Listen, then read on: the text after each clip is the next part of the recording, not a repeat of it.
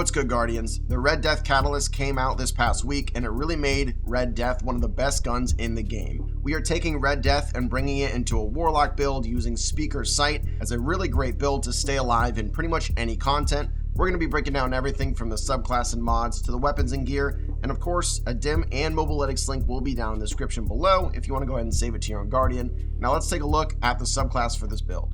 For the subclass here, we're actually going to be jumping back into Solar for the Warlock. The super ability we have to use, Song of Flame. It's incredibly powerful, really potent. You can basically do tons of damage and pretty much stay alive as much as you need. Going on now to the abilities. With the class ability, I like to use Phoenix Dive because you really don't have to tie yourself down to one spot for healing. You can just get Cure after you can dive, whether you're up in the air or just really close to the ground. Either way, this is going to be a really good pick. Of course, for the movement ability, you can choose whatever you like to use. I like to use Burst Glide. For the melee ability, I like to use Celestial Fire because it gives really good damage to one target like a champion or a boss. And then lastly, for the grenade, you have to go Healing Grenade with this because it takes effect from our exotic. Of course, this is going to give you Restoration and Cure. That way you're going to be able to heal as much as possible. On to the aspects here. The first one, we actually got the brand new one here, Hellion. Anytime you activate your class ability, you summon a Solar Mortar that lobs flame projectiles at distant targets, and targets damaged by the mortar are scorched. This is just another great way to do more damage and get ignitions. The second aspect here, we have Touch of Flame, which basically gives our Healing Grenade a buff, and it makes the Cure and Restoration effects even better. And now let's jump onto the Fragments here. The first one is going to be Ember of Benevolence.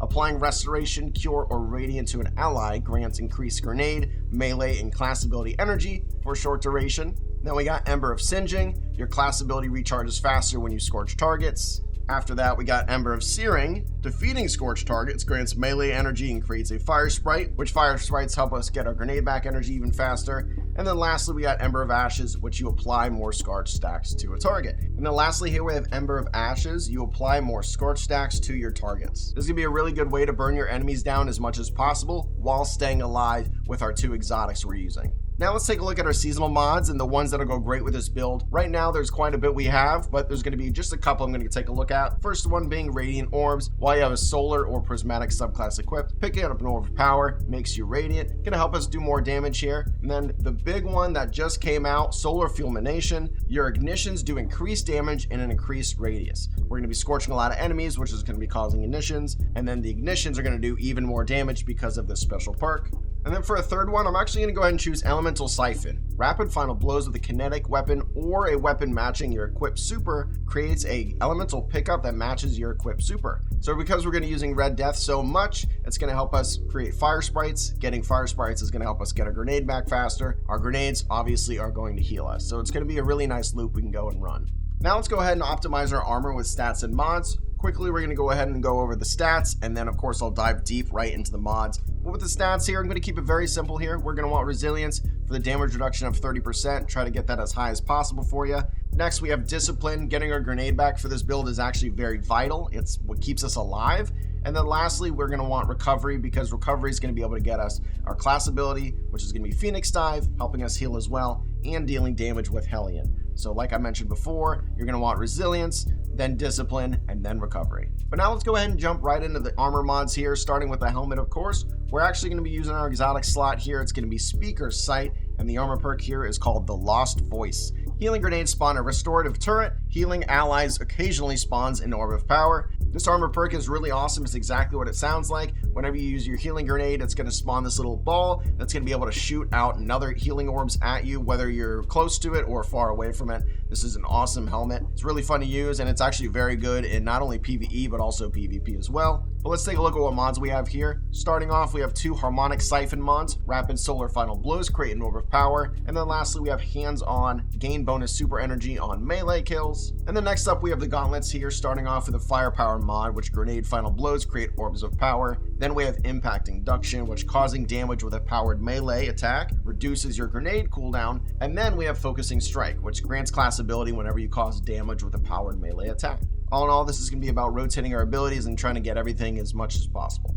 Next up, we got the chest piece armor. This is very simple. It's all going to be resist mods. Go ahead and use whatever you like. Depends on whatever you're running. As you can see on screen right now, I have a little bit of everything, but go ahead and use whatever you need. Now we're going to go ahead and move on to the leg armor here, which we're going to start off with Absolution, which reduces all ability cooldowns each time you pick up an Orb of Power.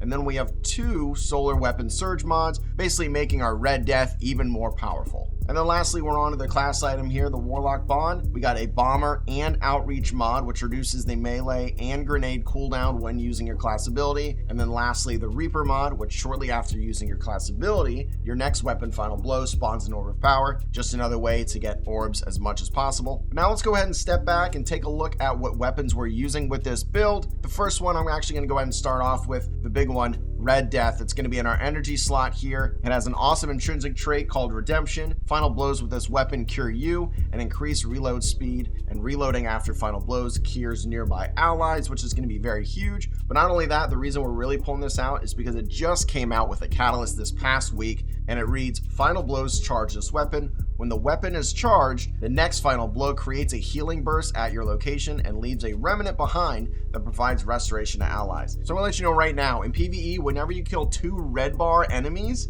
it's gonna charge. It pretty much charges almost immediately here. So it's very easy to use. You're gonna heal a lot from it. The little remnant it leaves behind, it's basically this little orb on the ground. You go ahead and run over it and it's gonna heal you as well. Or allies, doesn't matter. But this thing, what I'm saying is basically always charged, so you're always basically getting that effect from Red Death, plus whenever you reload, you're getting one as well. This gun right now is really, really good. It's really fun to use as well. It's actually one of my favorite Destiny 1 weapons, so pairing it with Speaker's Sight only makes sense to where we can go ahead and share those healing buffs back and forth. To complete the build here, I'll go ahead and give you kinetic and power weapon. Kinetic weapon I've been using lately is going to be the Lost Signal. It's going to be that grenade launcher that's basically the legendary version of Witherhoard. Witherhoard's probably one of my favorite exotics of all time as well. Just sticking that on here because it's really nice to shoot it and switch back to Red Death, and you don't have to worry about reloading if you have auto-loading holster. And for the power weapon, just keeping with the quick, same exact idea of the kinetic weapon, where I can go ahead and shoot a weapon off and then let it reload itself. I got Apex Predator. It's a solar rocket launcher. It really makes sense here. It's one of the best in the game. Why would I not put it here?